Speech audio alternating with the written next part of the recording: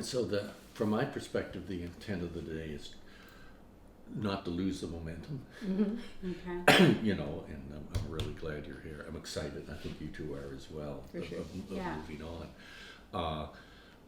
And so we weren't able to video this week, but we'll find a time that'll work, and the universe will tell us when.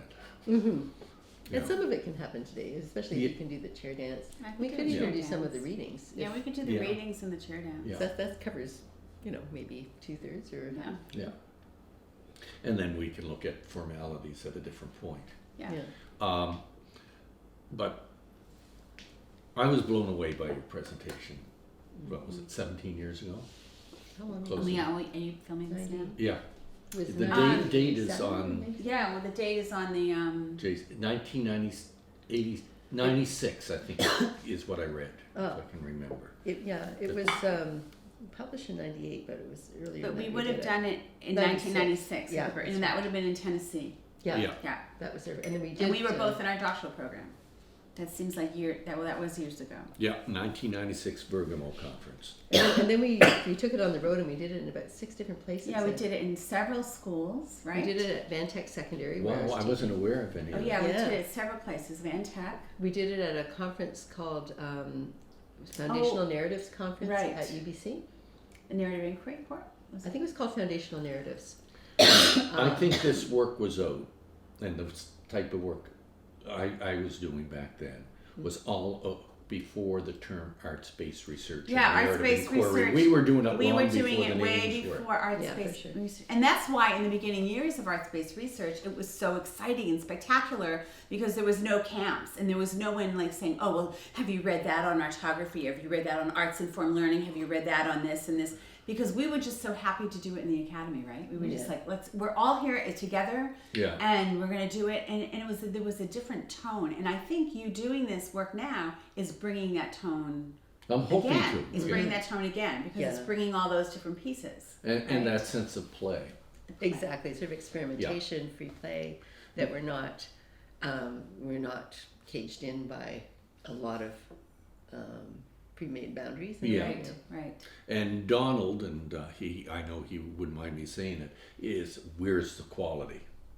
Well, Donald's been doing this for years and years and years. I'm Yeah. always putting people to Donald's work. You know, Yeah. he's been pioneering work. You know, he did a long time ago. He did one of the first pieces on Yeah. dance. So With what? that one. Yeah, but my feeling with that, and Donald and I've had arguments over discussions, friendly Yeah. discussions. Mhm. We've and we're great friends, great colleagues. Mhm. Is I sometimes think our aim for quality sacrifices play, and sometimes our sense of play it can lead I mean, I to think you better need quality. both. And I know I you do. think you have and to where have is high and where regard. is that? Where is that part? You know, and that's something I think we need. You know, well, I think the field's still going to discuss. And I large think, you know, numbers. you need to spend as much time in your craft and your discipline as you do in your scholarship, and they're both scholarship. Yes. And they're both, and Yeah. you also need to have time to play, which means you may stop answering those emails and know how to play. People don't know how to play in the academy, right? Yeah. So I think that we're invited into all of those things. And I think that's what you were We talking should just get about. credit for it on our tenure application to Yeah. play, and you should have a Yeah. category if they can. Yeah. Yeah, Playful exploratory. Playful word. exploratory. Yeah. Well, and it's in an article I just published on Stepping Stones to the Creative Act, play, The Stepping Stones of the Creative Act, and studies done in Berkeley, California, showed that the breakthrough moments of scientists happen when they allowed themselves to play. Yeah. And we learn from the mistakes, and we learn through that When they go into a experimentation. flow. We're open to the Yeah. universe Yeah. rather than Yeah. constrained And I think by that's the what we did in canons. this piece. We were just, Yeah. we just were playing. Yeah. And we were just, I remember sitting in that office, remember, and we were just talking, and I'll never forget, and you know, here's Susan, a math educator, and she's saying, well, and talking about infinity, and I'm just like, well, I'm exploring that, and I would explore that in theology and dance, and she's going on, I'm thinking, you're kidding. And she totally cured my neuroses around math. That's good. You know, I mean, I saw it totally broken open, you know? Yeah. And we played, and that's Yeah. what... Well, I can tell the story about how the genesis of this piece was. Celeste and I were doctoral students sharing an Yeah. office, and first of all, we objected to the courses that we were required to take. Oh yeah, that's right. There were That's only right. 4. Thank God someone else Yeah. has a memory. Right, we objected. Right. So we objected. didn't. I took only one of the 4 required You courses. can't actually. do that now. Everything's much Oh tighter. yeah. But there were 4 courses, and there was nothing that dealt with the postmodern, what we now call Yeah. the postmodern Yeah. or contemporary theory. Yeah. And so Celeste and I went. We talked to her advisor Stephen Smith, and who was also interested in similar Yeah. things. He did and his said- doctorate with me. Oh, he did. Yeah, we were in Oh, courses interesting. together. He did work in phenomenology, right? With Yes. Max, yes. So we talked to Stephen and said we would like to have a self-directed Yeah. course with you if you're willing Right. to read contemporary theorists Yeah. because we need to do that. It's so important for our work, and we'd like to substitute that for one of our required courses. So he happily agreed, and we started meeting every week, and we read books and books and books and books. Oh yeah. We would each bring a stack of books like this each week. Merleau-Ponty and Heidegger and Helene Cixous and Yeah, Irigaray. Yeah, we were reading, Yeah. we were reading all the really fascinating stuff that was coming out then. Zizek Yeah, and yeah, Brian Roitman, yeah. and so Yeah. we would all bring things from where we were coming from, and we started meeting not on campus. We started meeting at coffee shops and pubs and outdoors, and Yeah, we'd walk down the trails Yeah. down Yeah. through the woods at SFU Yeah. and get to Yeah. a place. Yeah. So it was at one of these meetings. It was at Horizons Restaurant on You Burnaby. have an Road. impeccable memory. Oh, I remember it very vividly. We sort of walked through the woods together. We sat around, having a salad or something, and sat for about 5 hours, probably, Yeah, as we yeah. usually did. And Talking our kids about were in daycare together then too. our kids were in weren't they? daycare together too. Yes. They were in was it Nanish. Nanish. They were in Nanish. Nanish. Yeah, they were like about 3 years old. Yeah. Anyway, we were sitting there discussing, and at one point we realized that everything we were bringing kept coming back to embodiment. Yeah. Whether it was coming from mathematics, from Right, theology, right. from art history, from Yes, phenomenology of yes. schoolyards, it kept coming back to body. Yeah.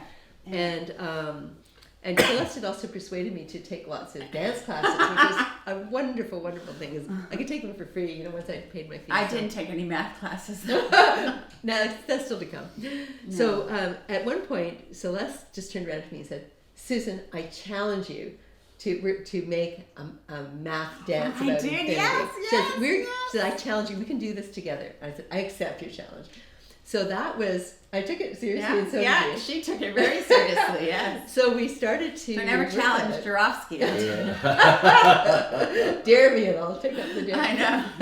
Yeah. So we decided to Yeah. do that, and we started bringing together readings that we had Yeah. and ideas, and we booked the little gym in Yes, education. yes, There's a small right. gym right there, and we started playing around with these ideas and Yeah. bringing again Yeah. books and materials, Yeah. and we would dance around the room and move and run and lie on the floor. And it started emerging from there. Yeah. Yeah. And what I'd like to interject for a Yeah. minute here is one of the challenges I'm trying to bring to the arts-based research community, and I did at the ARA this year, is the question for the last 20 years is, where's the art?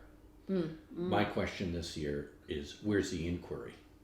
Where's the research? And what you're talking about, We couldn't is separate them. No, and you were bringing it No, in. we It's were- like form and content. Right, that we is your never play. could, exactly. I don't think we could separate them because as I danced or you danced or sang or whatever we did, that became the place to open up the knowledge and open up the archive, not archive, oh, that's not the word I want to say, but you're really digging, Yes. excavating. Yes.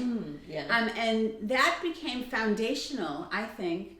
I will say for myself, I probably for you, for our work for the next 20 years. And that was, it's almost like this is the foundation that was built on.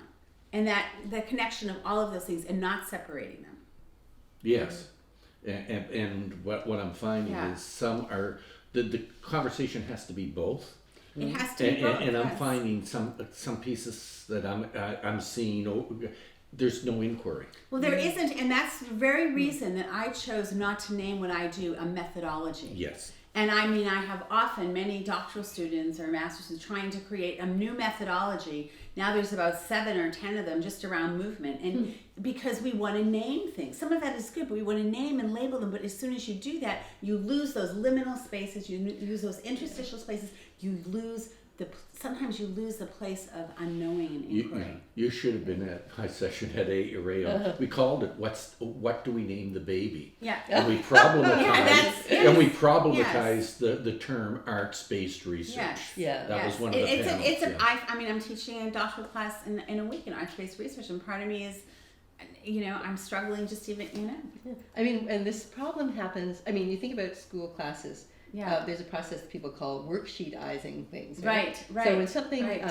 you take something that has liminal spaces, that has fuzzy edges, that has places that where somehow you're encountering the Lacanian real in some way that's not. Right. It's kind of scary and it's unformed and inchoate and you can't tell what it is you're doing. Right. As soon as you turn it into something like a worksheet, a step-by-step methodology, you name and label everything. It's like imposing the grid on It changes culture. it, doesn't it? Well, it then all of a sudden it becomes that genre of the grid. Exactly, Yeah. exactly, and that's Yeah. why, And that's- everybody knows how to respond exactly, to that and genre. that's why I Yeah. love those conversations in the beginning about infinity and in math, because it was expansive. Even if you looked at the minute fractals, it was all expansive and there was room.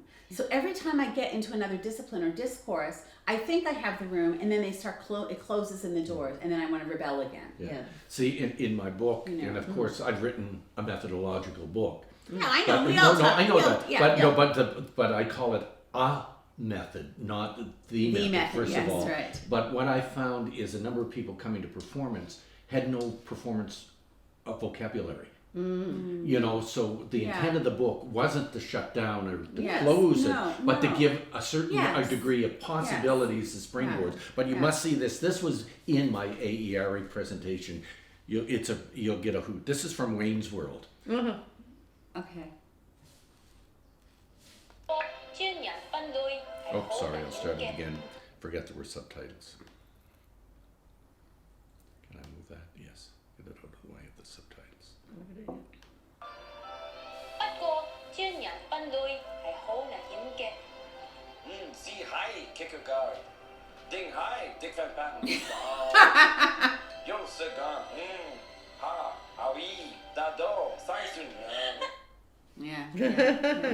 So, just problematizing. It's difficult because Yeah. if we don't label them, then we wouldn't have room for them to do this kind of work either. So, Yes, yeah. But I think it's like that whole thing about freedom and form and improvisation. You need form, but we need the freedom. We need to depart from the form in order to have a new form, and we have to be open to breaking form all the time. Exactly. Breaking form, and so when you talk about working with the Gibbons, like. Last week I could really not dance, so I worked with my cast or whatever we're doing. We're talking about limits. That's where that's what we talked about. Yeah. I had to laugh as I was limits, reading the paper. You were talking about the Givens in the same way and you quote Nachmanovich in the piece. Yeah, well, he's been very influential for me for years. Yeah. You know? And I think there's always, thinking mathematically, or in terms of mathematics, there's always this, there's a kind of two opposite urges that are happening with people, and I'm sure Freud talked about this. But the idea of trying to sort of pin things down and have some control over them and be able to know what they are.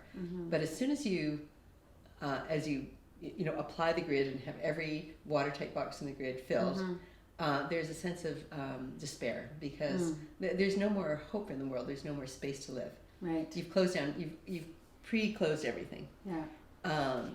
And on the other hand, there's this wanting to move into the mystery and move into something that's infinitely expandable. Where a moment we were talking about diving down the rabbit hole, and it has tremendous hope. And at the same time, it can feel scary. If that's all you have, it can feel scary because you're always wandering and you never have a moment to sort of stand on firm ground or to know where you are. So we kind of want both. And the thing is not to go too much into the kind of control freak mode where everything has to be pinned and controlled and gridded, and anything that doesn't fit the grid is discarded, and then you're without any hope of life or any space to live. Page 172 of Free Play. Honestly, I know the page. good. That's my favorite. And it's if I can step through the creative act like a child, and I can't remember it all, knowing that my craft, and he didn't say craft will keep me balanced. Enables that sense to come through. So he talks about technique and freedom of technique. So in that same sort of way, going down the rabbit hole, we go in, enter in certain uncertainty, like all life. Yeah. But at the same time, as we enter it, we're entering it knowing that our sense of being, our integrity, our authenticity Yes. will assist us in navigating Yes. all of those unexpected Yeah. things. Yeah. And that's the exciting part. Yeah. And that's where method Yeah. fails. Yeah. But having some kind of cultural grounding, whatever it is, whether it's craft. I mean, I often Yeah. think Yeah. that, you know, the work of education is really bringing new people into the cultural stories. Yeah. Yes. That's mostly what it is. Yeah. And so if you weren't completely unconnected with any cultural stories, you'd feel very isolated. So it's important to know, like, you know, so Yes. whether we're teaching things about, you know, isolations in belly dance, or we're teaching things about Right. how to solve logarithmic equations Yes. or in math, or whatever it is we're Yeah. doing, how to write a Yeah. 5-paragraph essay, whatever it Yes. is, we're bringing people into a world that's already ongoing, and into a conversation that's ongoing as in our society, our culture. But if you thought that was all you could ever do, it would be terrible. Yes. And we talked about that a bit in the car too, about insider knowledge, outsider Oh, yeah, knowledge, yeah. you know. And one of the scenes I did at Kennesaw State that was on inclusion, or was written by the faculty there, is, Who was it written by? Do you know? well, we all wrote it Oh, you when all I was in together. Kennesaw Okay. in the fall. Okay. And the woman from Korea, we have 3 park bench scenes. It's like the 2 old guys in the Muppets, you know, Oh, yeah. watching you go. You have these 3 women sitting and talking about their kids, and one of the Yeah. scenes is they talk about their young kids, and one woman says, "Yeah, but wait till you get my 14-year-old. All she does is roll her eyes, and everyone else has rolled their eyes." And the Korean woman in the middle goes, Then we have little signs that go up above and say, "Rolling eyes? I don't know what that means." And she's talking to her mother in Korean Yeah. Right. over Because of the the phone. cultural meaning of it. You know, so we bring that in, but how do we create space to widen that? Yeah. You know, with the difference, and that's what sort Well, I of think that's excited what I think you as a that's what- mathematician and Well, you I as a think that's dancer, also- were creating that new space. But I think the arts allow for that, Yeah, right? yeah, They bring that new space. yeah. You know. Yeah. Well. So I just want to, just for the record too, say, Yeah. because I pretty much remember I think we did this 6 times. Yes. So I know we did it first at Bergamo in Tennessee, in Montego, Tennessee, 96. And we did it At the Narrative Conference. the- and yeah, at the- Van Tech. Van Tack. We did At it at SFU once. the SFU once for our colleagues, and at a Peace Arts Conference in Abbotsford, which Oh, yes. it was yes. opposed to yes, the a Peace Abbotsford- in the arts. was, Yes. the Abbotsford Air Show, yes. which is very You were- military. yes. And then exactly. they had this Peace Arts Conference. Yes, We did it there, yes. and there might have been. There's one other school. I can't remember. Maybe it was Kitsilano or somewhere. Okay, there was some other place we did it. There was yeah, one other yeah. high school We that got we a did. lot of mileage around. We did. We yeah, did. Yeah. Yeah. And And was it- that the first article you published?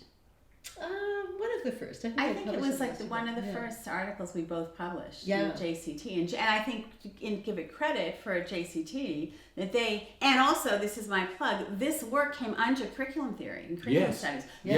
That's where we had the freedom to do this work, and arts-based work came out of all of those. Yeah. You know. Yeah. And Donald's going to be remounting his piece at Bergamo this year. Oh, He how is? nice. Yeah, but I can't be Oh, there to fabulous, record because fabulous. I have a commitment. And actually, Fabulous. it also competes with PTO. PTW. Yeah. Yeah, I for think it's the same. PTW. Oh, yeah. Performing the Performing World. the World, yeah. Right. Right. So, yeah. But I would have Wish we loved to should brought the talk 2 about cameras, and because we would have been able to do a right. great job there. Yeah. Yeah. Yeah. So I'm thinking now, and this was part of my hope, Mm. is just drop the pebble and let the conversation let it Right. unfold. And I think what we can do is edit and create a fireside chat. Right. Mm-hmm. And I'm thinking later, Celeste, as the opening, if you can turn on your fireplace for a minute. You're not going to believe this, but my fireplace just broke yesterday. It will not do Dang. flames. Do you have any idea why? Because maybe if it's a No, light bulb. no idea. Do you know Because what I was thinking is Brad could start Yeah. with the fireplace, Oh. I don't know. pull let out, me, I and don't then know why. twirl to here, Yeah. Oh. and then Well, you could put the candles on, but I don't know why it did that. It just. all of a sudden the flames aren't going. And Is I the don't- pilot light on? It's like an electric thing, so Oh, okay. I have no idea what. I'll look later if. Yeah, I. have Anyway, no I was idea just what thinking happened. aesthetically. Kind of cute fireside Yeah, chat. yeah. Yeah, you could call it a candle chat. But it broke yesterday too. Is this a story of this?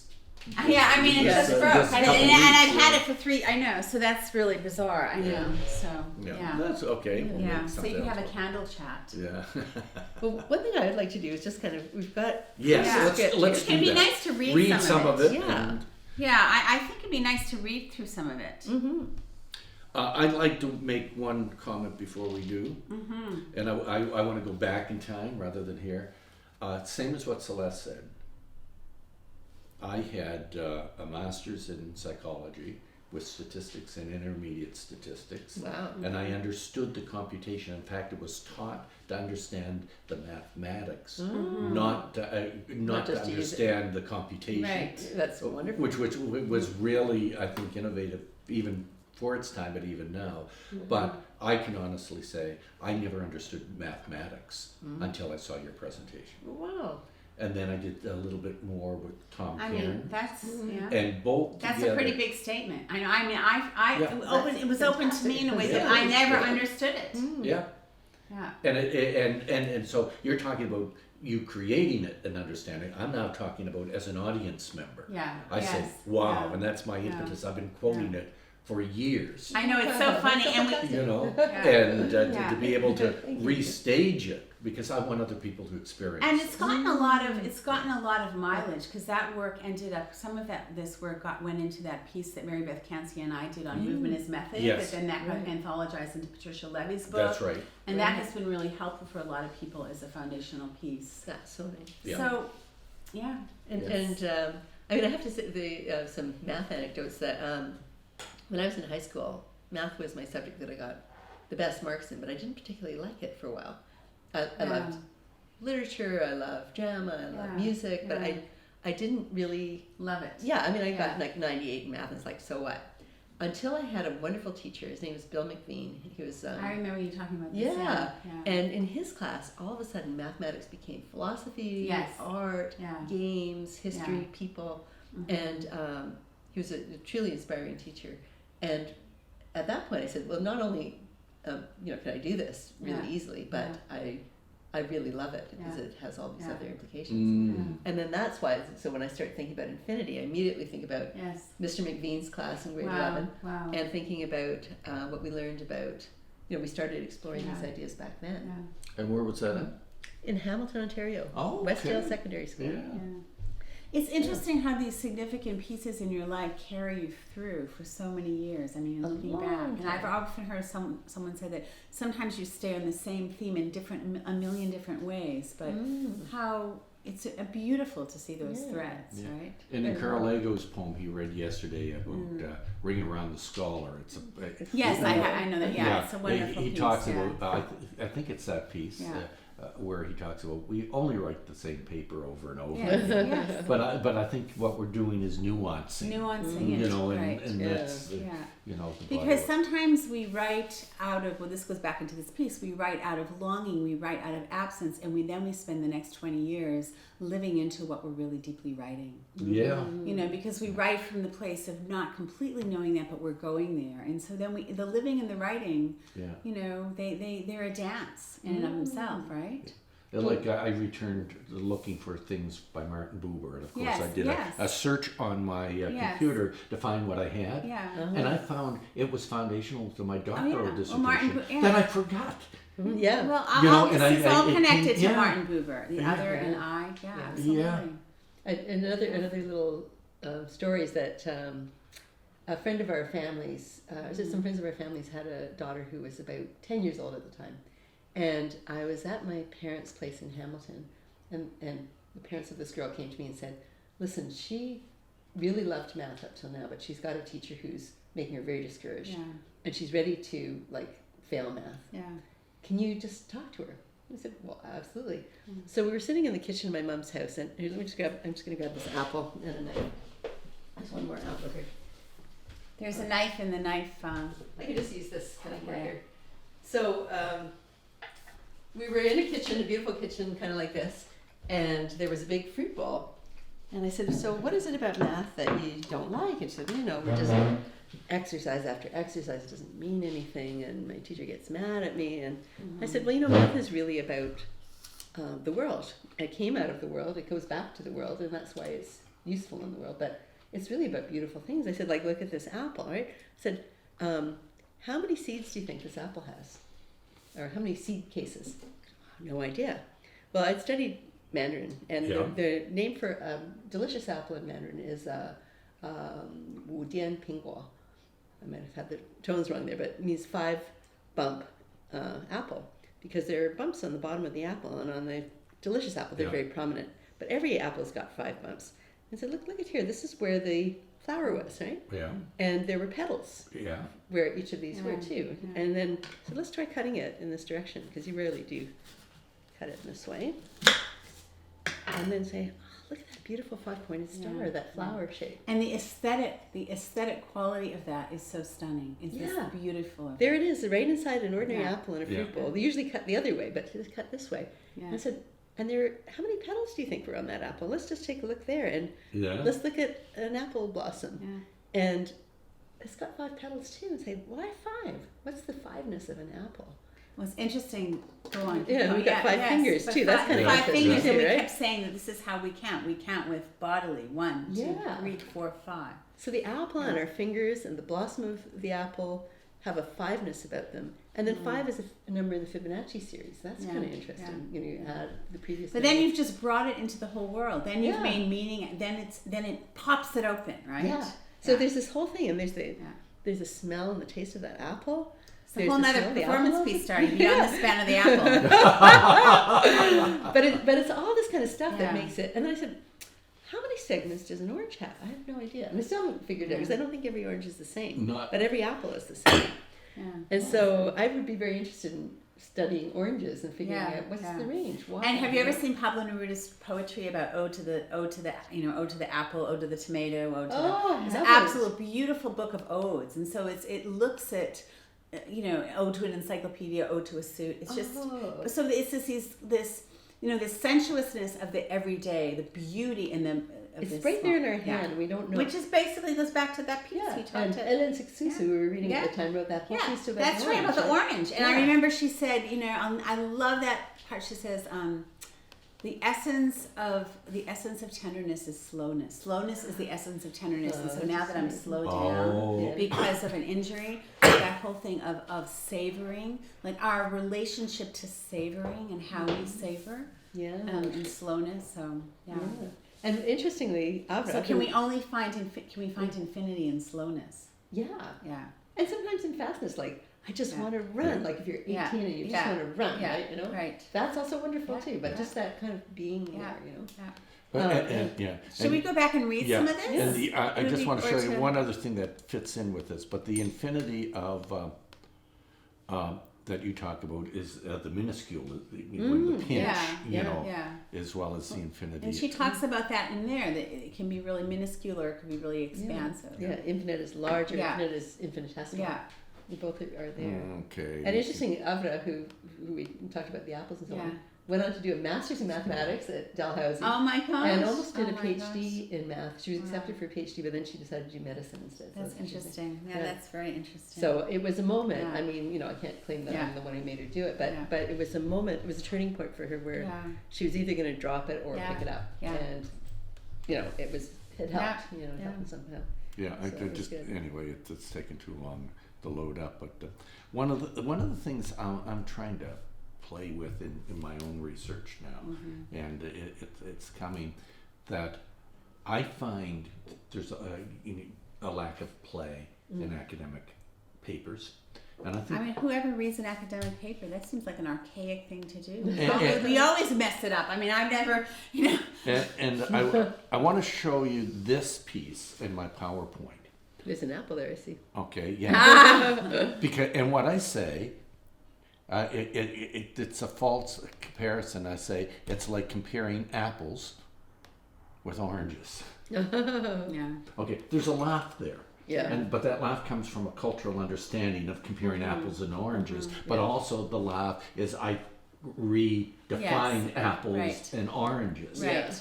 How do we do that in a written text? Well, I think we do that because by shifting our words from other places And the in our visual. body, like Yeah. having them have a different kind of vibrancy to our words. Where I was reading a beautiful book this morning about writing and place in the land, and he was talking about how nature writing, how writing leads us into the place.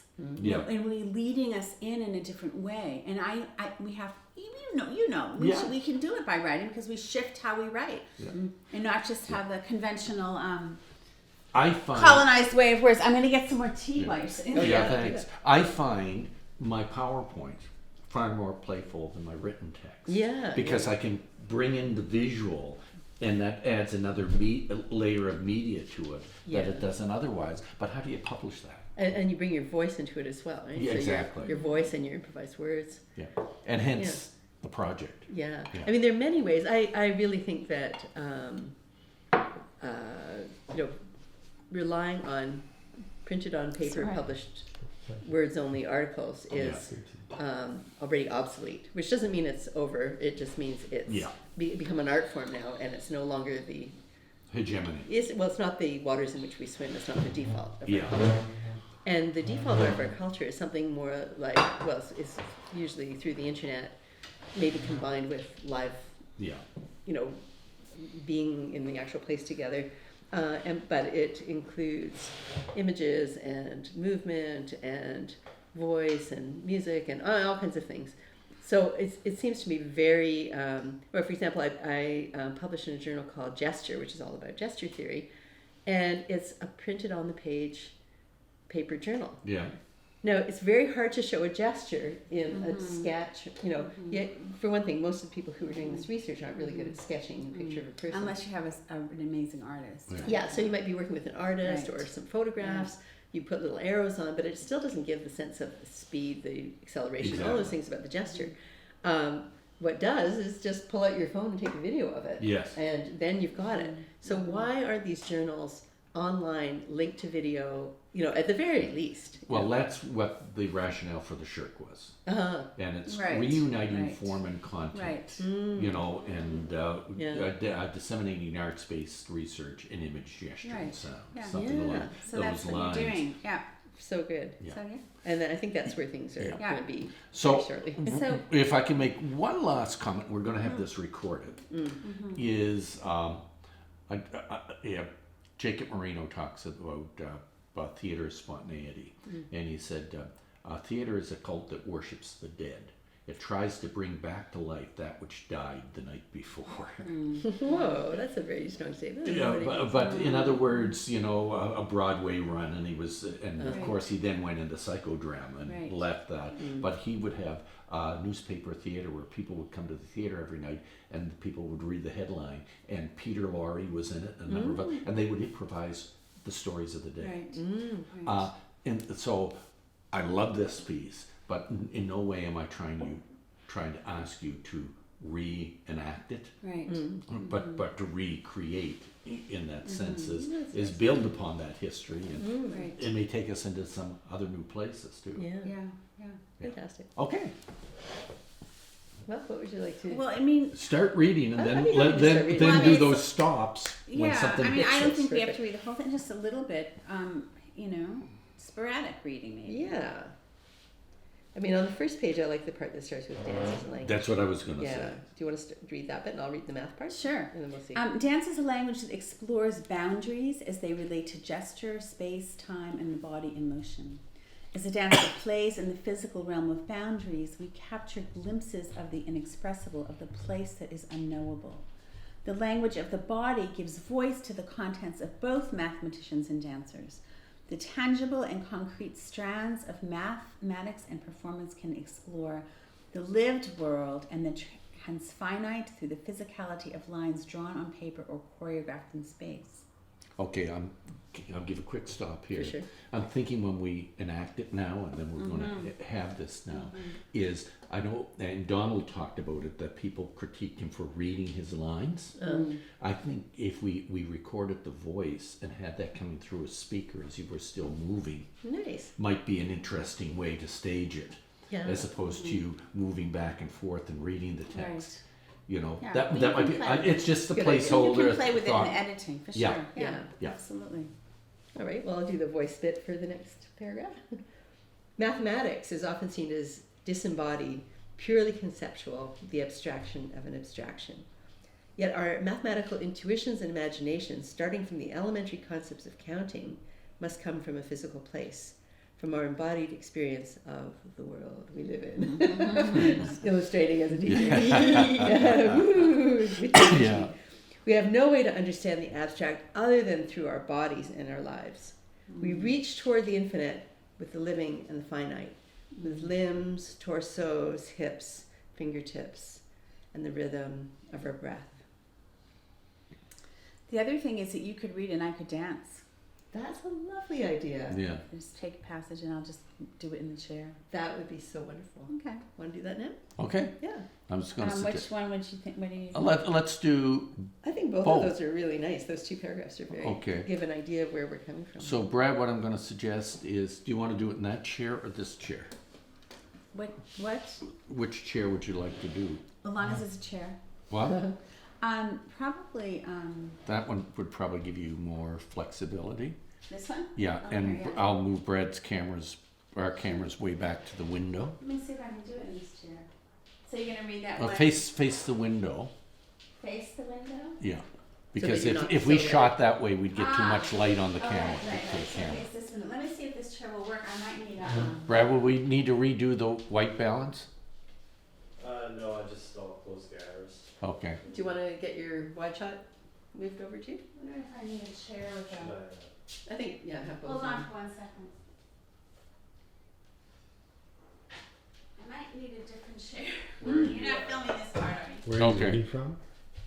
What's that? Where are you I don't know. I think I should kind of be somewhere nearby. Okay. Okay. But first, like Celeste. Oops, I'm sorry. sorry. No, I think I'll use this chair. Okay. Okay. This is a baby dance since it's an injured. What's a baby dance? Baby dance is a baby dance on a chair that's injured. Oh, So my I'll take this moment and a couple things, Susan, I haven't filled you in on that Celeste knows from last week is according to Shirk, any public event need not go through any ethics review because there's no expectation of privacy. And anyone who speaks at a public event, like audience participation, you don't have to get permission because they know it's public. Another member of the audience would know. This is very enlightened. I like this. Okay, Yeah. so Yeah. that's the first part. The second part that it says, the process of leading to a public event or creative work of art is also exempt because that work is expected to go public. That recording that documentation of going public is also exempt. So according to our research ethics board or tri-council, we're well within ethics. Second, I don't like to define myself as researcher.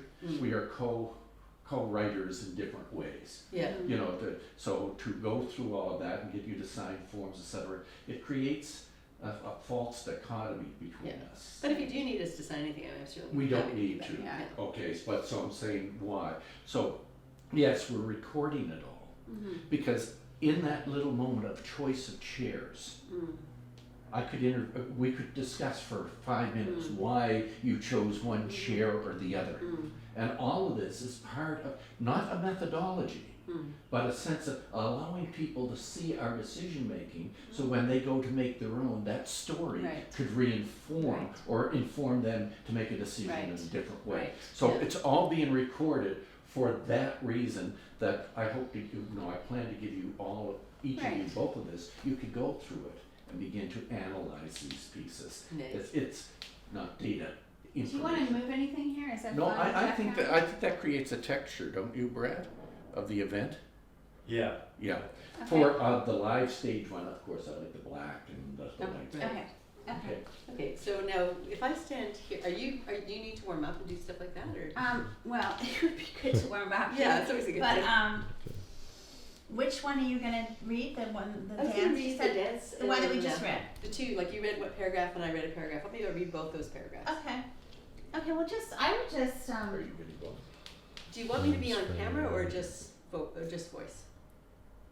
I mean, maybe guys, it's helpful to do you have want her both. to be on camera? Yeah. What do you Well, want? we have her on camera on this one, Yeah, not okay. that one. so- Because Do it's, you want her there, or is that good? Yeah. No, probably here is okay because you've already pointed it Okay. that way. Okay. You can just read, and I'll kind of warm up as I move. All right. Let me know when you're ready to I'm ready. go, right? We'll Camera just- is? Go wait, give the camera a second. Yeah. I'll just keep one. Could we just move that chair? Just a little over. Yeah. You can move it all the way into the bedroom. Further. That should be fine. You sure that's? Does that work? Yeah. Okay. Yeah. Okay. Whenever. All right. Dance is a language that explores boundaries as they relate to gesture, space, time, and the body in motion. As the dancer plays in the physical realm of boundaries, we capture glimpses of the inexpressible, of the place of the unknown. The language of the body gives voice to the concerns of both mathematicians and dancers. The tangible and concrete strands of mathematics and performance can explore the lived world and the transfinite through the physicality of lines drawn on paper or choreographed in space. Mathematics is often seen as disembodied, purely conceptual, the abstraction of an abstraction of an abstraction. Yet our mathematical intuitions and imaginations, starting from the elementary concepts of counting, must come from a physical place, from our embodied experience of the world we live in. We have no way to understand the abstract other than through our bodies and our lives. We reach toward the infinite with the living and the finite, with limbs, torsos, hips, fingertips, and the rhythm of our breath.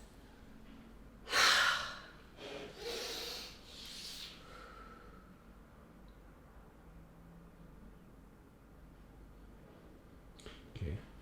I have a piece I'd like to read. Okay. Okay. If I can enter into this space. Sure. Go for it, yeah? Okay.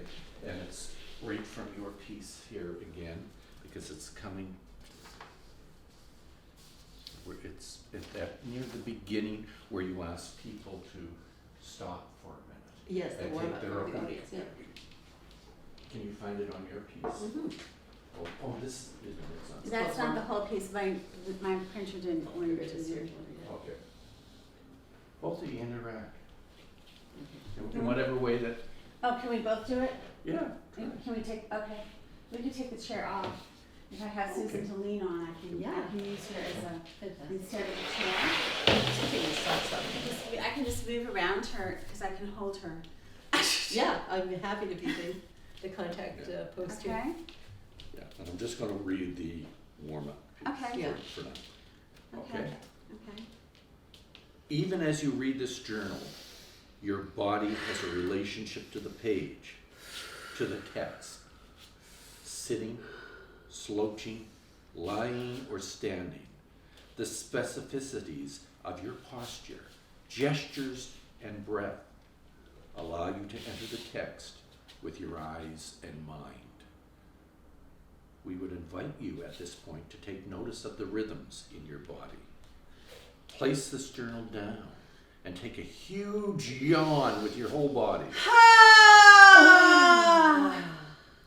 Let yourself sigh deeply through your bones. Extend your arms. Shake your torso. Wiggle your fingers. Scrunch up your face. And release it. Notice where the stress sits inside your frame and move gently into it. squirming and rolling the parts of your torso, which may need some attention. Possibly your neck, or shoulders, or even your hips.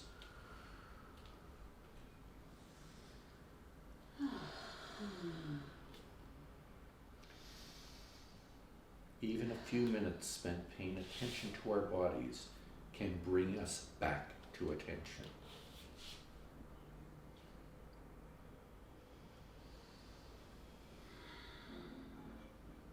Bring our minds and hearts to dwelling in our spaces with mindfulness.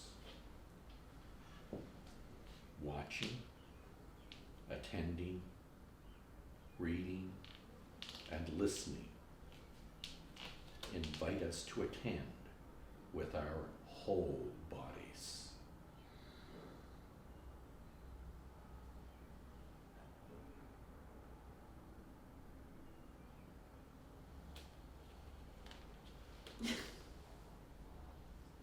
Great. That felt nice. I still find it funny is now, because of my video last week, I'm at the Augusta Wildcats about metaxas. I'm both fully into it, but I'm also fully Yeah, the camera and we should person. talk about. Yeah. Someone should interview you right now Do. about that process. Could you talk to me about Okay. it? Okay. So I'm just. Can you? Yeah. I'm just. Can you just tell me Sure. what you just said about how you're in it and you're out of it, and both those roles. Okay. Yeah, there's a couple different stories to it, but metaxas is the word. Right. There's two stories of it, and one I think is the real story. Is Augusta Boyle and a few people were talking one night about what's that space of an actor where you're fully into role, but you're still making decisions for the audience simultaneously. You're in two worlds completely at the same time. And Augusta Boyle said, let's call it metaxas. And a good friend, a colleague of mine, Warren Linz, analyzes metaxas, the meta-axis, the grid that we talk about and all of this. Yes. And so there's a lot of writing on it. And another colleague of mine, Jonathan Nealon, said, he was talking to Augusta Boyle, and he said, well, we were all around the table, we had a lot to drink. And we said, what do we name it? He said, looked at the bottle on the table, metaxas. This is how all great methodologies happen. So whether that story's a true one or not, it's one. So what I find, you should see the piece that Lynn and I did last week. Yeah. We were crying. We were both in tears as characters. Yeah. But I was also Joe's son. It was Yeah, one she of those said it was moments really amazing. where it was just like this, Yeah. oscillating between the two with Yeah. infinitesimal. Yeah. You couldn't distinguish Right. between the two. But I knew this was a damn good performance. Yeah. But I also knew I was damn well living it and understanding it from a deep sense. And Lynn felt. So there's that double sense. So while I was here reading it, I was reading it to be completely true to the text, which I think I was.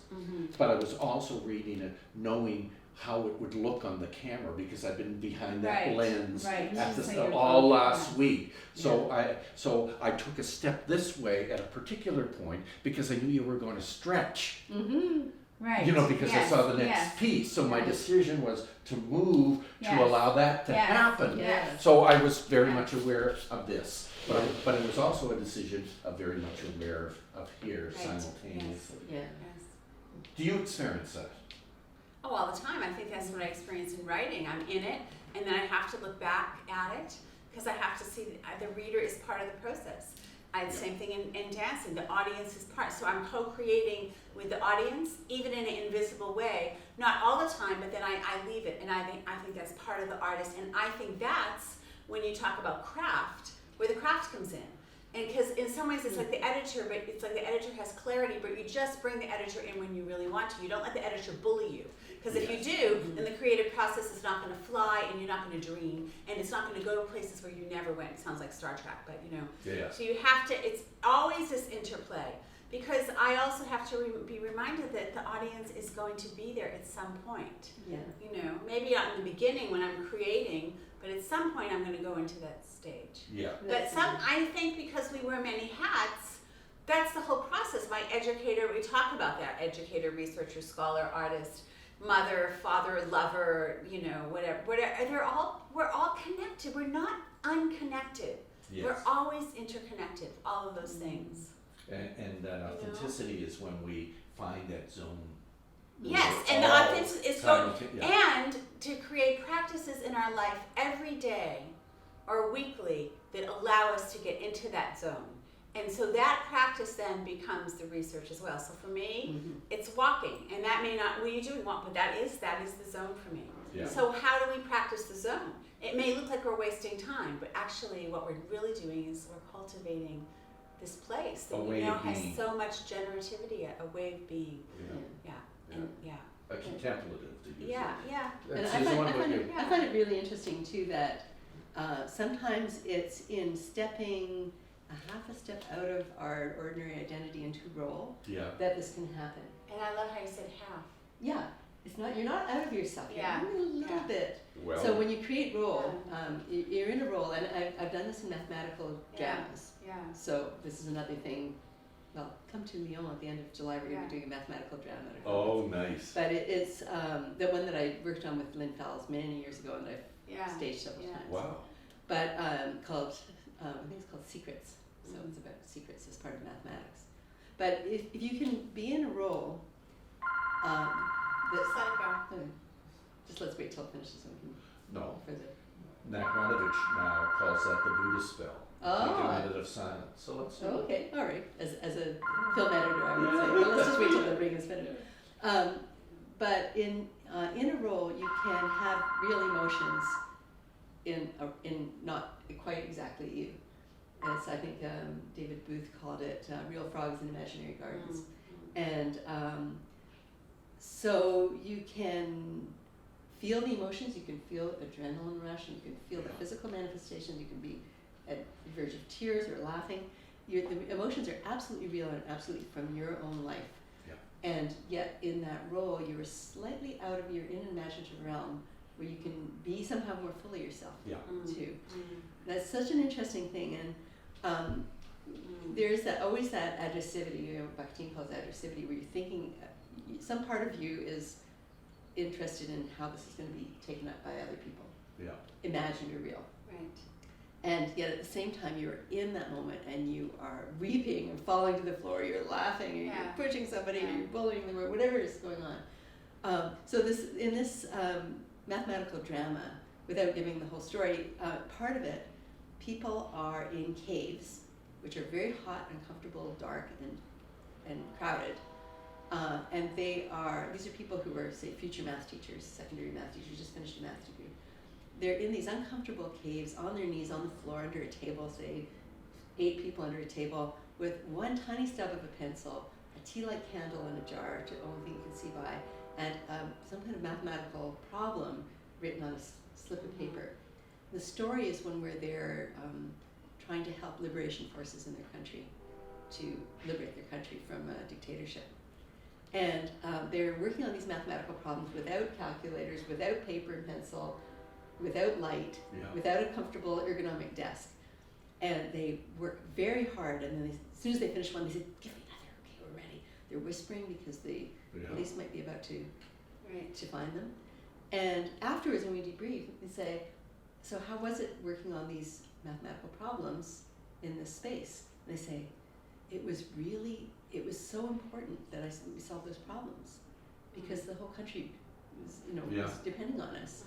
And it was urgent, so it was very exciting. Yeah.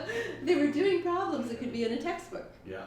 Heathcote did something very similar. This is based on something, right? Where she had people decide they wanted to do a drama about poisoning Coke bottles during the Tylenol scare many years ago. And so they had decided that they were going to be the detectives, and they knew the crooks or the perpetrators were in Italy. Well, how are we going to get them? So they had to do the time zones, they had to do the budget, and they had to do they did the math, the science, and everything integrated within the drama itself. It's exactly creating the need for it. Yeah. And I like that Booth did that half step. Yeah. you know. Just a little step out of yourself. And we've actually worked. We actually worked with Heathcote in England. Yeah. So my husband Phil did his master's thesis was using Heathcote's ways of doing participatory drama Wow. to teach adult ESL. So that was a really Wow, so if you want to read, nice. So his thesis is about we did this in this university in England where we're working at University of Durham. We got there was a group of adult learners, mostly spouses of grad students from all over the world, and so we created this drama where they because there were people who were away from home, right? And we created a drama where we went to the market and like the flea market and bought a little wooden case and a bunch of old postcards, some of them with writing on them, bits of jewelry, like Osmonds. We created like the second page of a 3-page letter, things like that, you know, things like that. Put them all in this box, and we were meeting a ghost.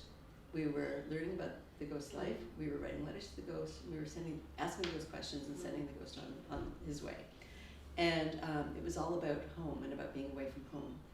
And so people were, and it was the curricular aim was to get people to use conversational English, to converse in groups. And so that certainly was met. But beyond that, there was there was incantation. There was a chair for the ghost to sit on, an empty chair that people could take the role of the ghost. There was a sort of a viewing of this casket. It ended up being like a coffin, you know, so people trailed by it and looked at what was in the box. And then we invited them to take things out of the box. They didn't want to touch it because this could be like the body of the coffin of the dead person. Anyway, it was an amazing experience. And start to get this idea about that any kind of thing that you want to do, if, like Heathcote said, without emotion, there's nothing left but burden. And much of our school is like that. We deliberately remove every bit of trace of emotion so that there's nothing left but burden. That worksheet of problems, those textbooks of grammar exercises and so on. It's a great quote. Who said that? Dorothy Heathcote. Yeah. But What page, what book? it's Betty Ann Wagner's book about Heathcote is the best account because she wasn't really a writer herself. Yeah. And so by being in role and being engaged in this way, this whole person way, full-bodied, full emotion, and so on, that's where emotion comes into it. Yeah. So suddenly those little math problems become urgent, like they're desperately urgent. It wouldn't be the same if you sat everybody in nice desks and rows with proper light and good pencils. Yeah. It wouldn't be urgent at all. No. And if you had to figure out the time zone difference to Italy on a worksheet, it's like, oh God, another worksheet. The genre of worksheet just takes over. Yes. But if you were doing it in role where things, again, it's that idea of the unexpected. Yeah. You never know what's going to come up. You don't know what resources you're going to have to draw on that you might not even know you have. Yeah. That's what it's Like exciting. splitting the apple. Yeah. And suddenly the Nice metaphor. In fact, this is part of always my intent. I think we already have, and I'm deliberately looking at the camera, I think we already have a paper here. Yeah. Yes. Maybe titling it "Splitting the Apple." Oh, Like splitting the that's atom. lovely. And playing with that. Yeah. But I believe the good stuff comes from a conversation. That's why I videotape everything. Yeah. We get lots of insights. In fact, it's going to take me it's going to take us a long time just to edit the rehearsal process. Analyze the rehearsal process. I like that, splitting the apple. Yeah, but I think we have a nice paper here. Yeah. Be a book. What beyond her limbs? Yeah. That's splitting the apple, beyond her limbs. Oh, nice. Anyway, I'm just lovely. playing with that. Well, I But just I think we have some think- really nice things. So let's sit down for a couple more minutes. I'm going to grab my computing device here.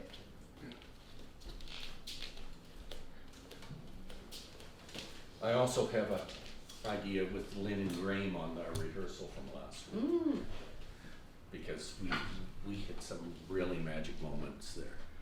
Susan, what's your favorite part of the writing of this piece? Do you have a favorite part? There are some. I like the stuff about counting. Yeah. With the I different think kinds of that it might be counting. nice to read a couple of those things. Yeah. I was just thinking that it might be good to read some of the stuff around the chair limitations, because in both this piece and the piece I did the other day. Yeah. Which was really interesting. And of course, it's in the third piece that we're doing today. Yeah, right. Yeah. Yeah, if I was to reshoot that piece, okay, I would have added one prop to it. I would have put this beside the chair. And in fact, I don't know if that's yours or you rent it and have to return it. What The foot brace. Oh no, I have some on. Okay. We have it. We can. Do So what I'm thinking in a restaging of it, again, I'm just throwing out possibilities. I'm not throwing it. It out. was on my leg. Yeah, I know, but but since you've moved beyond that, I think still that Deridian trace of that being beside you would say something, or Well, people would say, "What's that doing there?" That's lovely. Oh, boundaries. Well, you can video it and then edit it in Yeah, easily. that's true too. Easily. That's simple. Okay. But Good. that's a great idea. Yeah. I have so many parts in here that I love. Yeah, I don't me know too. where to start. Mine But too. I Start with 1, 2. yeah, because I really like that stuff. So maybe I'll just read it and we can think about. Childhood images of counting. That told me kids and I can recall this piece. You know, it's really in my DNA. This piece. It was that foundational for me. But what you did is you told me kids naturally count. And I said, duh, I always thought it was forced on us. So even this piece really reconceptualized the basics of counting that were not directed by another, that we enjoy doing ourselves. Oh yeah, and just to say, there's two things that are very basic in elementary school education: counting and the alphabet, and they're both musical. So they both have rhythm and tonality that tells you how to do it. So I think when I was a little girl, I learned how to count by 2s and by 5s and by 10s by skipping. Yes. So it went like this: 2, 4, 6, 8, 10, 12, 14, 16, 18, 20, 2, 4, 6, 8, 30, 2, 4, 6, 8, 40. Yeah. So the da da da da da da. And you always do to 8? da, da, da. Because interesting in dance, you always do 5, 6, 7, 8. Oh yes, that's 5, right. 6, 7, 8. Yeah, Right? that's right. Dance has that 5, There's something 6, about 7, that 8. Yeah. And then there's then we also go 5, 10, 15, 20, 25, 30, 35, 40, 45, 50. And what's interesting, to bring in gender into it, because as a male, I didn't skip. I wasn't allowed to skip, or the homophobia even growing up is to skip. And was you to know, be in female. Hebrew, one of the words for play Yeah. is translated to skip. Oh, isn't that fantastic? So a lot of the words about Hebrew, particularly in the biblical Hebrew, play and dance are interjected. Sometimes in English they just translate it as one thing, but there's play, dance, skip. They're all connected. Oh wow. Nice. So for me, Yeah. all of these same chants came in with hide and go seek. Oh, right. With high 5, 10, 15, 20, Oh, 25, yeah, 30, and you had yeah. to vocalize it so everyone could hear and everyone could know when the countdown This was is the coming beginning close of to your the end. drama training. Yeah, Yeah. yeah. And so and the alphabet is the same.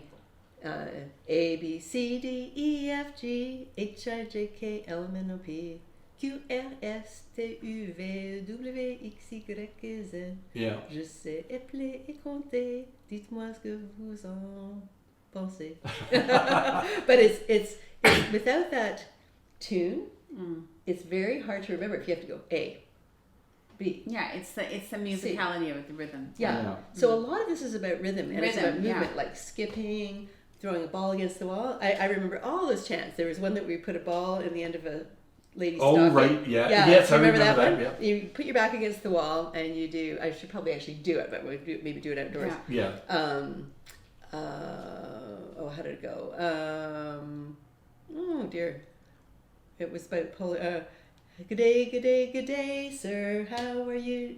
Yeah. Coming Yeah. out to play, sir. No, sir. Why, sir? 'Cause I caught a cold, sir. How'd you catch the cold, sir? Catching polar bears, Yeah. sir. All those How many things did are- you catch, sir? 1, sir. 2, sir. 3, sir. That's enough for me, sir. Yeah. And there were things where you threw a ball against a wall. Yeah, and I did Yeah. these plainsies, clapsies, rollerballs to backsies. Oh, you have a different one from Boston, right? Oh yeah, a whole different, yeah. Yeah.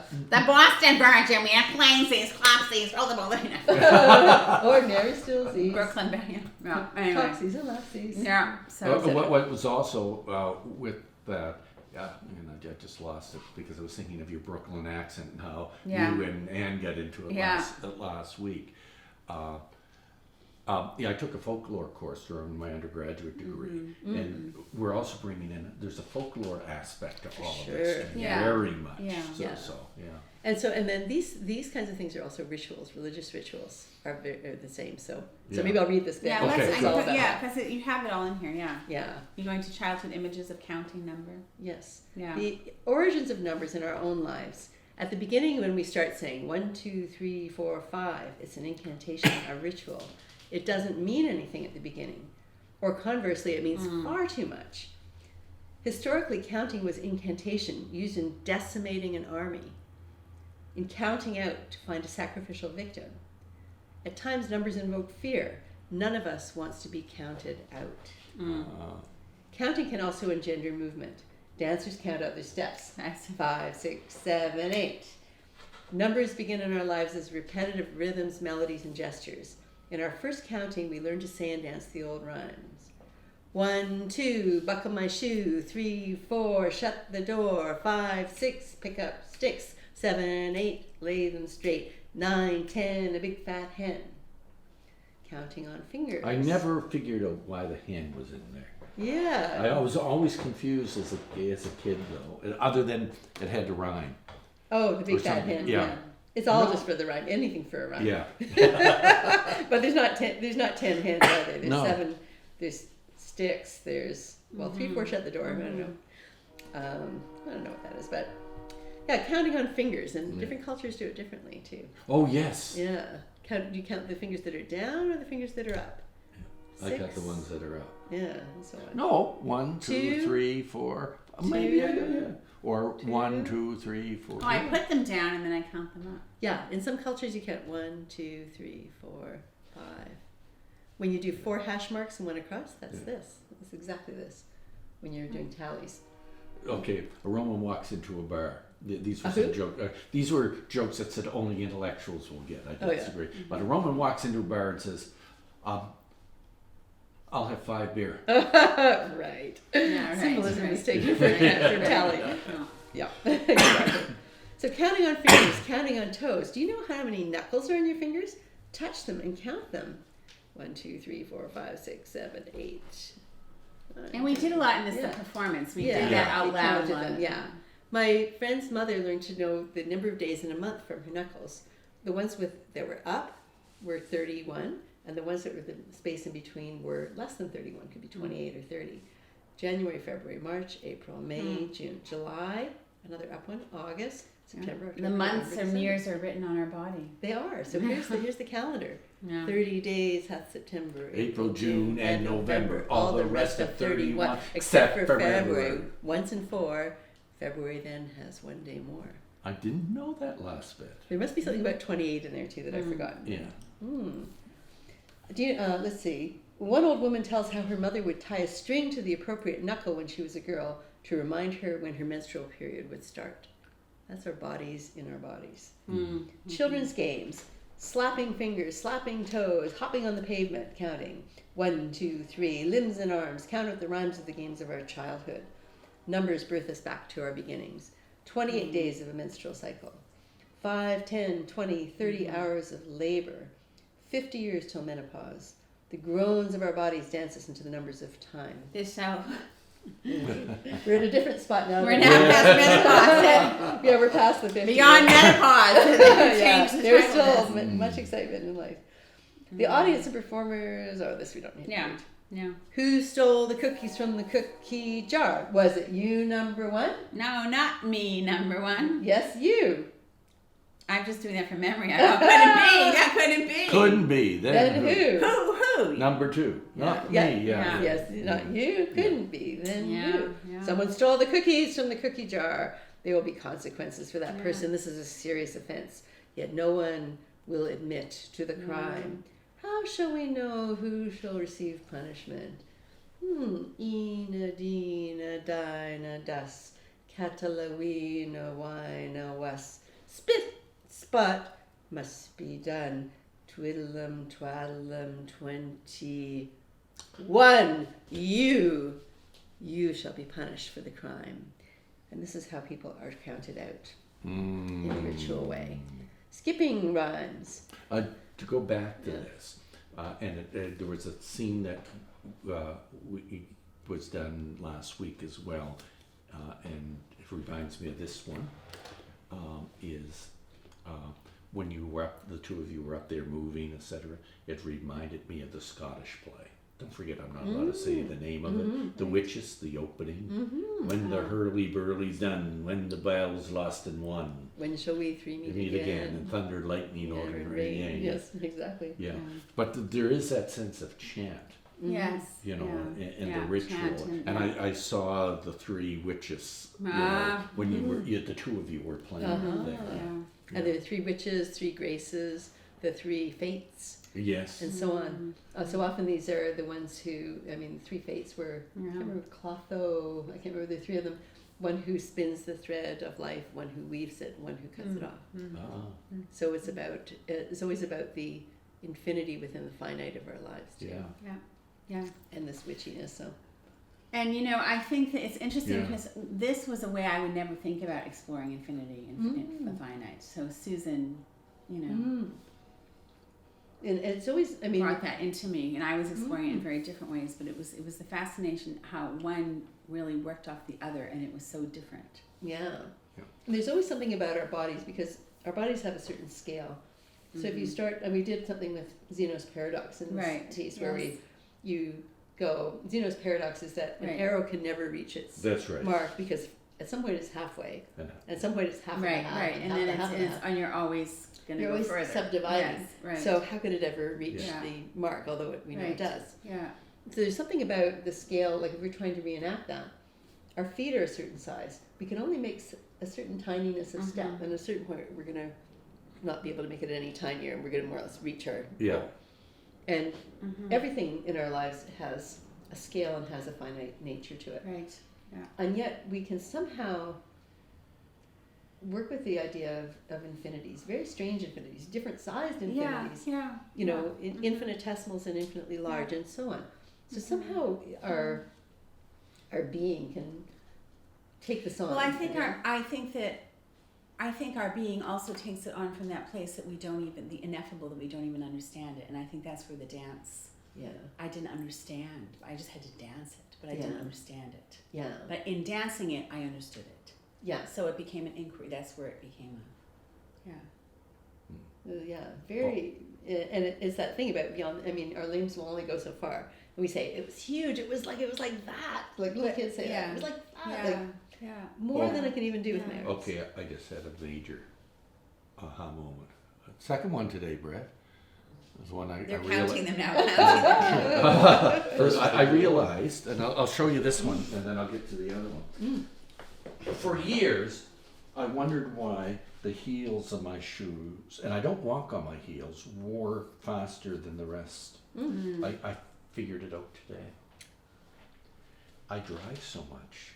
My feet are like this, Oh. and they chafe on the car mats. Oh. Okay, so that was the first one today. But the second one is thinking about infinity, because sometimes we think your choices are A or B, but you're not. Every Many, second, yes. every second, there's an infinite Yeah. number. Right. Or no, actually, there's probably a finite. I can't be in Halifax right now, so. But even if from this moment, there's an Right. infinite number Right. of possibilities. Although but even so, there's an infinite number of possibilities. There's also a finiteness in that infiniteness, Right. because I'm stuck to these variables. Right. But I play a lot with time. I like Yes, Back to the Future. right, I've yeah. pictured me in the DeLorean Yeah. with Christopher Lloyd. Yeah. Yeah. You know, Right. at the sci-fi, a whole bunch, and I'm into Doctor Who and all that time. Right. But the breakthrough moment I had right now, even though there's an infinite number right here, and therefore there's an infinite number of timelines, this timeline is one timeline, but the other timeline could reconnect with this timeline if there's an infinite number. It's kind of sci-fi. Yeah. Yeah. Yeah. So yeah. so there Yeah. are interconnections Yeah, the of the interconnections, infinity, the interconnections. where I've never seen the interconnections before until right now. That's something you should go off for a couple of days and think about. Oh, yeah, well, on the plane back. Yeah, I do yeah, that that's, type. yeah. But it's interesting on how we we code things and the limits of those codes. We were talking about the grids earlier. Yeah, you know. yeah. Can I read this little part about the limits? Absolutely. Yeah. Because I think that connects to that. What page is that on? It goes into the what page is So it the on? chair limitations? Yeah. Yeah, dance Yeah. and belonging chair limitations. Because I think it'd be good to talk about this since you have the chair Yeah. piece. Because that's about the limits. So the notion of longing and desire comes out of our limits. As we have limits in our lives, the finite longings and desires emerge reverberating from heart to body. The dancer uses a wooden chair to serve as a limit for the frame of the body. A knee injury imposes a natural limit on the dancer. The chair serves both as a limit and a support. And when I was moving with Susan, I had to have her as a support. I couldn't dance right now, right? The body works against the restriction of the chair, arching into space from the weight of the chair, pressing against its wooden frame and kicking and throwing it abruptly across the floor. In another gesture, the dancer caresses the chair. Of course, this was specific to that piece years ago. And rocks it in a circular hold, standing on it, reaching out through her spine to a limit of the ceiling. The chair and dancer become interwoven in a relationship of limits where longing takes form, emerging through the bones. Bulgarian chants linger in the background. The howlings of desire push the feet off the floor and torso into the cavities of the air. And so I'm just going to talk about it instead of reading. But it's like the limit allows for language to come out that would never happen.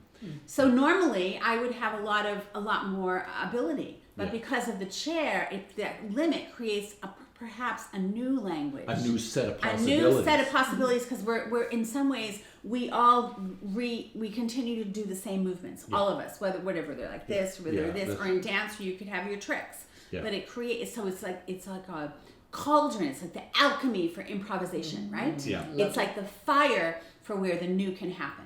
Yeah. So I used to think that I'd rant on and on and on again about being in the academy, how difficult it was, and blah, blah, blah. And now what I realize is that I love to break up against something.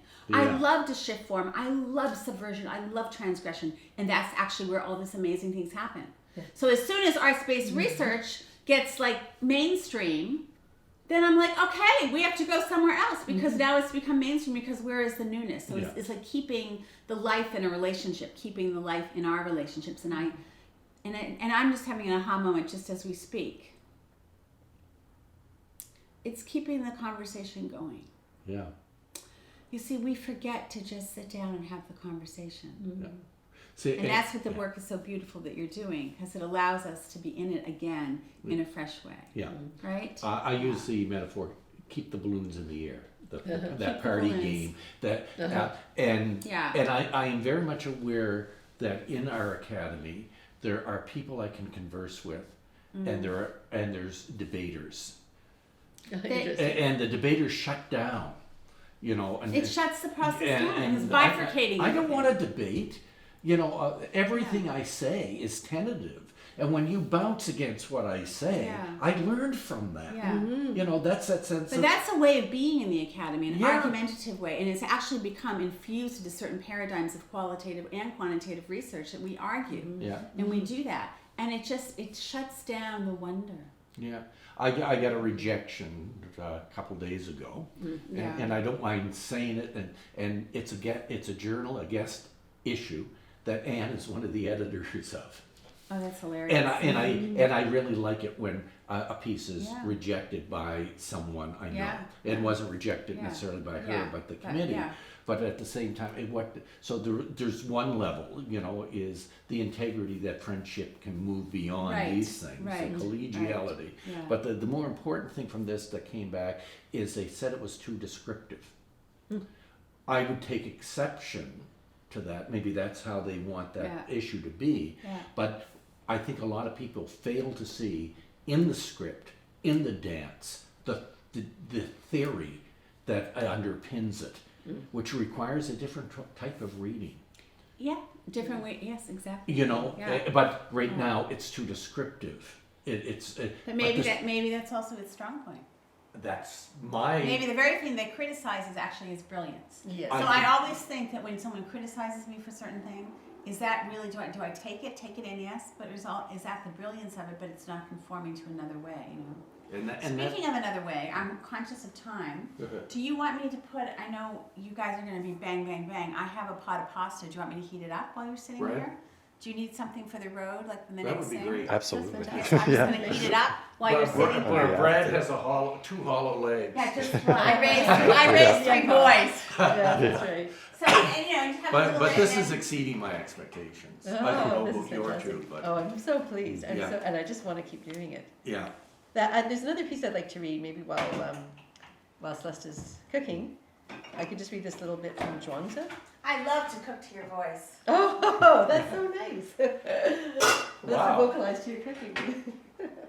Can I read that little bit from Zhuangzi? It's a Taoist Oh, philosopher from something like 500 BC. okay. This is one of my favorite little pieces that's So here. what page? Oh, I liked her reading this.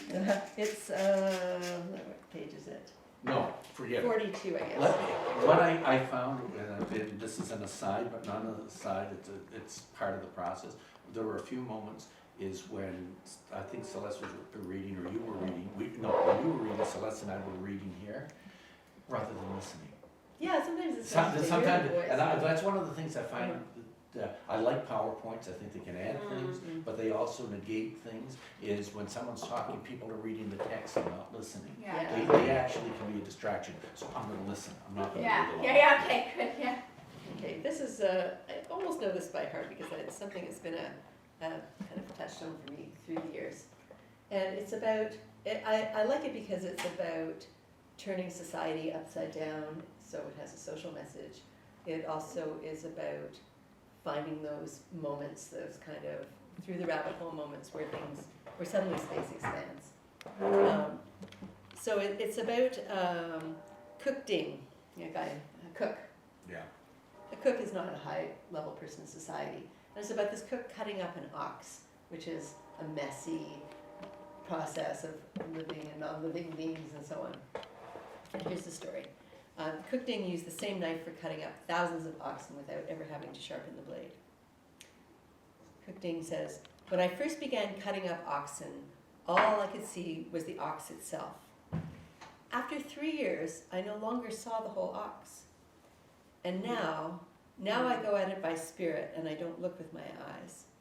Perception and understanding have come to a stop and spirit moves where it wants to. I go along with the natural makeup, strike in the big hollows, guide the knife through the big openings and follow things as they are. So I never touch the smallest ligament or tendon, much less a main joint. I've had this knife of mine for 19 years. And I've cut up thousands of apples, cut up thousands of oxen with it.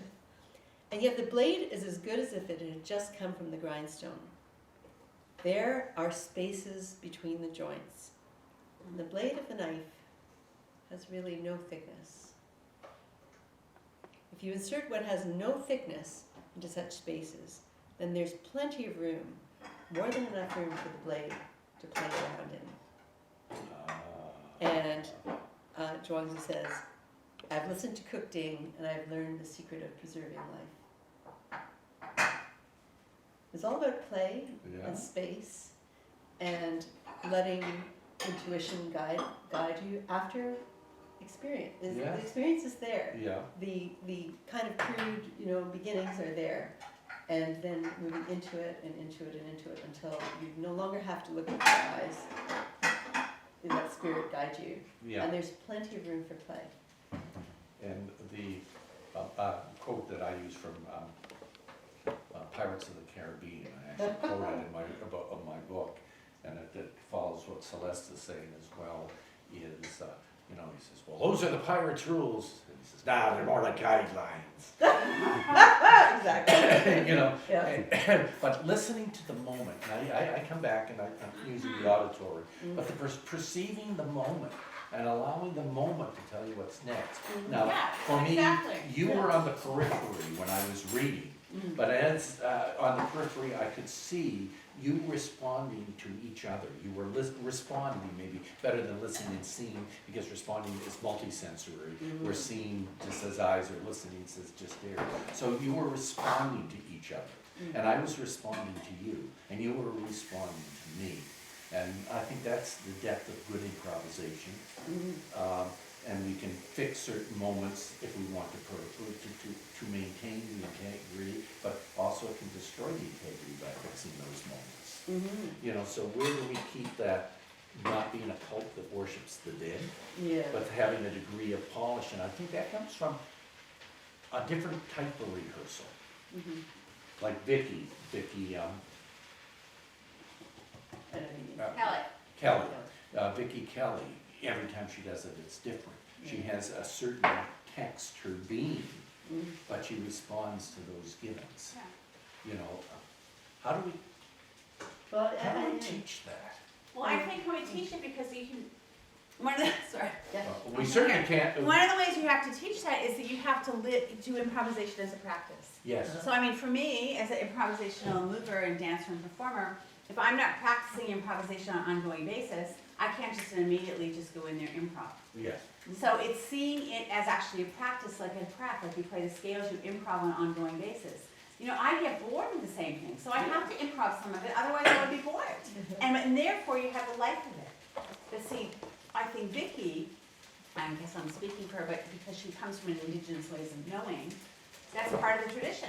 Yeah. The storytelling, right? Yeah. So how do we, your question was how do we teach that, is you do, if We you have to opening do it. up those possibilities in classes that they have to create out of the moment. Okay, now my next question, which is the unanswerable one right now, is Oh, how do we teach that in an ethos of standardization? that's oh yeah. Why would you want to have an ethos of standardization? You Yeah. put risk as part of the criteria, Yeah. but you can't, it's It's hard. like, as I saw recently, whiskey business. Whiskey business. Whiskey Okay, business. yeah. I'll drink to that. But I'm a musician, and I'm playing in a wonderful band now called Orchestra Śliwowice, as well as in a Morris dancing group called Kidley Coke Morris. Yeah. And in both those places, particularly in Śliwowice, there's an amazing phenomenon that happens. We're about a 14-piece brass band playing Balkan music. Yeah. And I'm playing baritone horn, which is sort of like a euphonium. Yeah. When we're all there, there's 5 of us in baritone playing baritones. And there's also the tuba and then the drummers, or the low brass, the low pitch. And there's something we call baritone mind meld. It is the most wonderful, ecstatic thing you could imagine. Yeah. And it happens all the time. So we're playing a tune that we've learned, so there is some discipline to actually Yeah. learning the tune and to not turning, say, a 7/8 rhythm into a 4/4 rhythm, because Yeah. that's more culturally familiar to us and so on, but to engaging with the Roma and Serbian, Macedonian and Bulgarian tunes, and taking the, learning from people from that culture as well who are really masters of it and so on. But then, and sometimes we usually learn by ear, but we also learn by written out parts. And we all have lots and lots of musical background, so we understand scales and chords and intervals and dynamics and all kinds of things. But when we get into that moment of playing, say that sometimes there are 2 of us playing baritone, sometimes there are 4 or 5 of us. Some people are more familiar with the tunes than others. And so we adjust to one another, we do a mind meld. Yeah. And we adjust in a split second, like less than a beat. So if I notice that I would normally be playing a B flat in that spot, somebody else has got the B flat, I'll move to another harmonic of that chord. Wow. And we're all doing that, there's this shifting. Wow. It's just- Same thing with it, yeah. Lovely. and we're watching each other for visual cues, so somebody will sometimes do a little cue like that, and Yeah. we're gonna change the other rhythm. Yeah. Or somebody will sometimes, on stage, in front of hundreds of people, paying audience, somebody will suddenly have a brilliant idea for a new rhythm, Yeah. and they'll start it up, and they'll kind of look at people, and 5 of us will pick it up within two beats. Exciting. And it's really incredible, and when that baritone mind meld is happening, the harmonies are incredibly beautiful. The rhythms are great, the dynamics are changing all the time, and we're moving and dancing as we play. We don't have any sheet music in front of us, we never have sheet music in Yeah. front of us. Often we're on the floor amongst dancers who are either doing traditional folk dances or Yeah. jamming, or we're called on for solos on the spot. That'd be exciting. And it is incredibly Yeah. exciting. But it's based on, we've all had years of playing in bands, playing Yeah. piano, doing voice, we're doing all this stuff. And without that background, we wouldn't have the means And to go back to Nachmanovich, technique and freedom from technique. Exactly, Get that yeah. into play. It reminds me in a funny story, almost an antithesis, is at a area in Seattle a number of years ago. Tom Barone, Gene Clinton, and I left one session. We were going to the next session together, so we started walking and walking. And we, after about 10 minutes, at a different hotel, a different room, different floor, we looked around and said, "Is this a room?" We had a mind meld. As if I moved this way, Gene and Tom would move, so I thought we'd turn a corner, but I didn't think I was leading. Oh, Everyone yes. was following each other. Oh. We ended up in the exact wrong place by a long shot. Oh, But we were each following each other in that mind meld as we were conversing. yeah. We were picking up on what, it was a nice journey, but none of us knew where we were Oh, going. yeah, But yeah. we were, but still, the mind meld was there, the process Which was is there. so incredible But it was- in itself. And we got a great laugh out of that. Yeah. You know, and it's a great little story. I mean, another experience I had this summer, I was traveling in various places in Europe, going to conferences and stuff. And in a number of places I had a bicycle to use, which was, I mean, I love being on a bicycle. I feel like a bicycling creature who's sometimes made to walk on two legs Yeah. on dry land. So I was in Amsterdam, which is a city of lots of concentric circles. Brad just got back Yeah. from their time Oh. bicycling there. Yeah. Oh, so Oh. wonderful. It's amazing. You Yeah. can bike anywhere. Oh, it's all In the set up city. for bikes. It's just wonderful. So I was in Amsterdam with a wonderful friend, George Hart, who's a mathematical sculptor, and we just done a big bike trip to another city and came back, and it was getting dark, and I was heading to where I was staying. He was heading to where he was staying, and he said to me, "Don't you want to look at a map to see where you're going?" I said, "No, I just feel confident I can do it." And I said, "But it's getting dark, and you're in a strange city, and you're on a bike." And I said, "No, I'm very confident, somehow or other, at some kind of intuition, subconscious level. Yeah. I figured out where I am, and I know which way to go." And I just went directly to my place, and no problem. And then another day, I had to go to the train station, and I didn't have a map. It was early morning, and I thought, I know which way to go. And when I got within about 2 blocks of the train station and just asked someone, and I thought, how am I actually doing this? And I Yeah. realized the morning sun was rising, and I kept it near my right shoulder. Yeah. And I knew I had to go kind of north, and that the sun would be rising kind of in the northeast.